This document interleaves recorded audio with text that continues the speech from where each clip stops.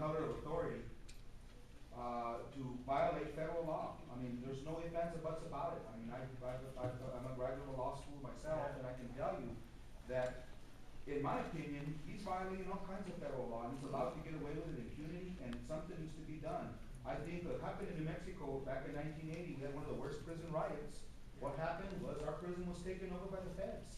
And we were on a consent decree. That's what we need to look at. If Maldev or any of us that can file amicus curiae, get our attorney generals to especially the federal attorney general, Escape Holder, and they all seem to be very sympathetic, but I haven't seen the action. It's just like the congressman said, is that words are great when it comes to LULAC conventions, but what are they doing when they're in those positions?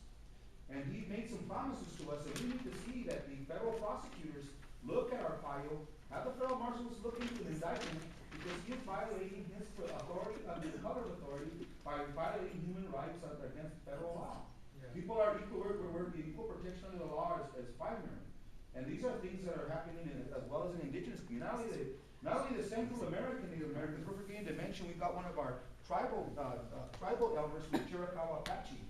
We've got the Yaquis, we've got Odo, the other Arizona tribes and so forth. Yeah. We've got Native American tribes that are not afraid to stand up and want no border fences. The Apaches are one of them that have done it first.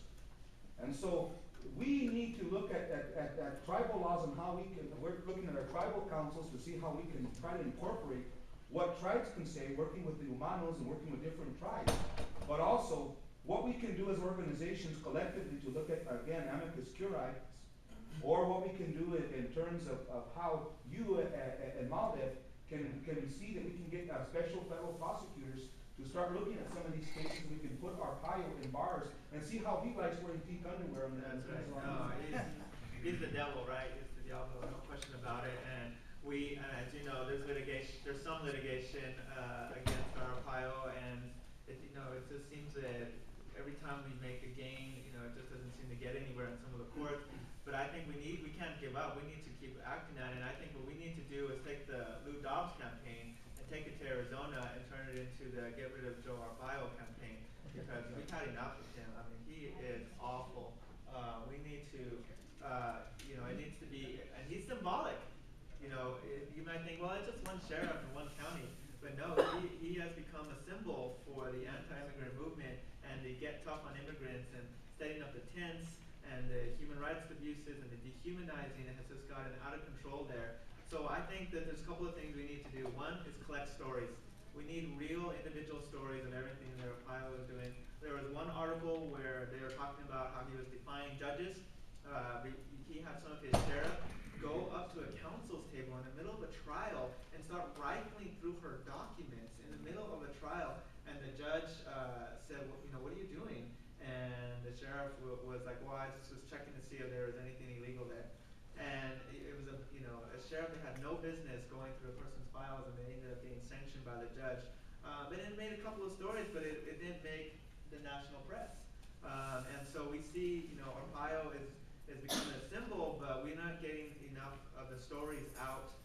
The stories aren't being heard nationally. So I think we need to transfer our Lou Dobbs campaign and turn to the Joe Arpaio campaign.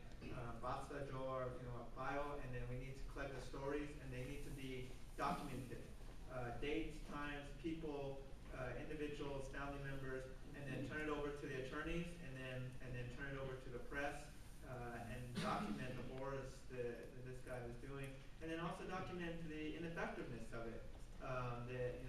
As a result of his activities, immigrants feel less safe. They don't want to respond to police. They don't want to comply with the law. We heard the stories. Immigrants are now fearing to leave during the middle of the day. And if we can document more and more of that and start building more and more pressure, I think, one, legislators will start listening, but also the courts will start listening. People think courts are immune to the press and the public sentiment, but I have not found that to be the case. But is there any way that we traditionally, Maldev came from the spin-off of LULAC, who are legal. Right. We need to go back again to what we started in '68, and that is, can we go to talk to Holder? Can all of us as organizations go talk to Holder and ask them, we need a special prosecutor assigned to look into Arpaio, Because in my opinion, he's violating, That's a laws. good- I mean, I've talked to, I'm a retired warden in state prison, and I can tell you, I would never treat any human being the way he's treating his inmates. I think that'd be a good resolution for the Congreso. He's violating, To he's ask for a violating special ACA standards, prosecutor. he's violating, the human, and he's lucky, I'm surprised he doesn't have a rights, but I found out he doesn't have the hardcore criminals there with him. He has people that are afraid to break the law because they're afraid of being on probation, so they're gonna do anything. Yeah. I wish that he would do it with maximum custody inmates so that he could have a hell of a ride on him and all that. And I don't wish that bad on the officers that have to be put through this Right. terror.